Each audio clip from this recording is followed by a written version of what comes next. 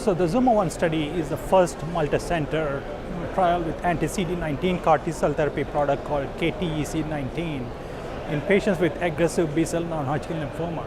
So we took patients that were refractory to existing therapies that have failed all standard therapies. And in this patient population, the median complete response rate is about 8% with the existing therapies, and the median survival is about 6.5 months. And in fact, there was no FDA product, approved product for almost 20 years in this patient population. So the ZUMA-1 study had two cohorts. So cohort 1 included patients with diffuse large B-cell lymphoma, and cohort 2 included patients with transformed follicular lymphoma and primary mediastinal B-cell lymphoma. So what we presented today is the interim efficacy analysis where patients have had at least 3 months of follow-up. So there were a total of 62 patients that were eligible for this interim analysis. In these 62 patients, we found the best overall response rate was 79%, and the complete response rate was 52%. So at this interim analysis, the study met its primary endpoint for overall response rate with a p-value of less than 0.0001. So what was really amazing in this study was that we enrolled a total of 111 patients, and the product could be manufactured in 110 of 111 patients for a manufacturing success rate of 99%.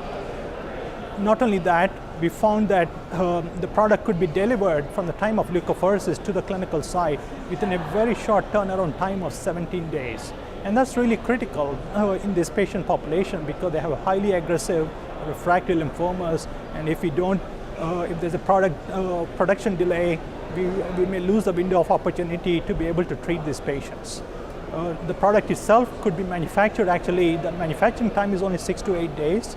And with shipping time and release criteria and quality control check, the turnaround time was 17 days from door to door.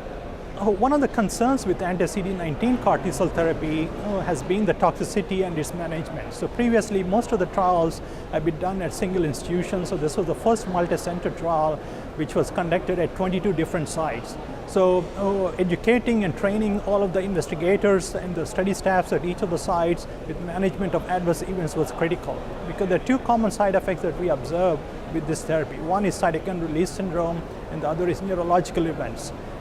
So we developed treatment algorithms for management of these adverse events and implemented them across the 22 sites.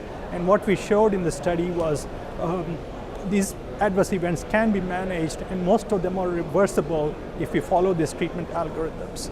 And that's what that improved the safety profile of this product as well.